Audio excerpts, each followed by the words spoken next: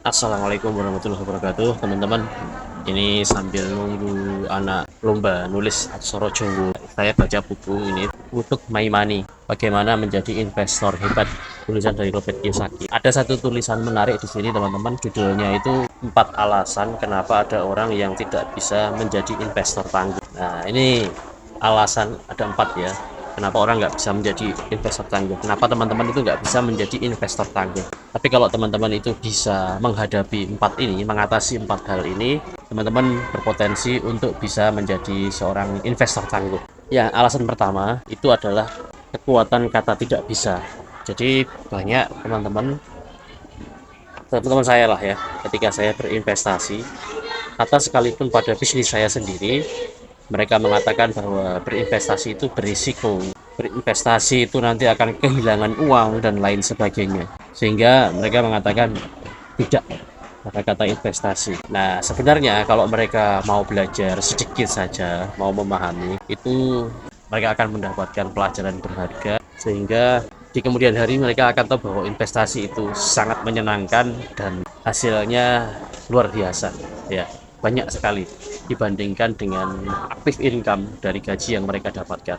Jadi untuk bisa menghadapi kata saya tidak bisa, teman-teman itu bisa mengubah pertanyaannya menjadi pertanyaan begini, bagaimana caranya agar saya bisa, gitu ya. Yang pertama, yang kedua, banyak di antara alasan yang kedua itu karena kemudahan. Mereka mencari kemudahan. Banyak mereka yang mau berinvestasi tapi mencari investasi yang mudah. Padahal setiap investasi itu perlu dipelajari, butuh waktu, butuh proses, dan awalnya tidak mudah.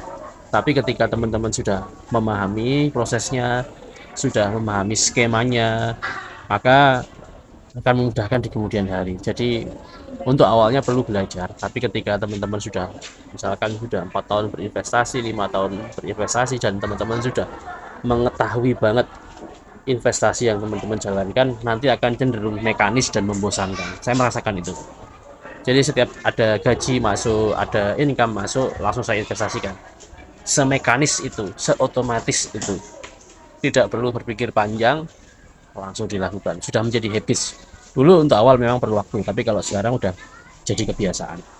Ya, itu. Kemudian yang ketiga, alasan yang ketiga itu adalah si kaya itu membuat mudah untuk menjadi miskin. Jadi maksudnya adalah banyak orang tidak mau berinvestasi karena mereka harus mengeluarkan uang kan, sebagai sebuah pengeluaran bulanan. Tapi mereka itu mudah untuk misalkan berhutang yang juga sama-sama mengeluarkan uang setiap bulan.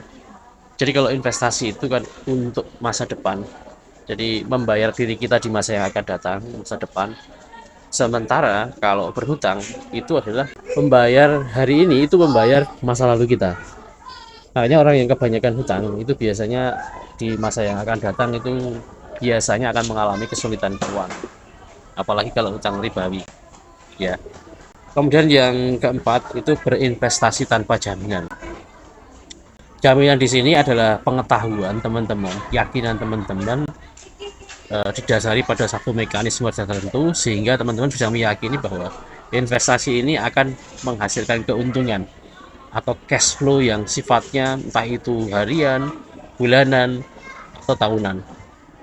Jadi tidak menanamkan suatu uang di instrumen investasi tertentu kemudian kayak berspekulasi bahwa suatu ketika nanti akan menguntungkan, gitu ya. Enggak.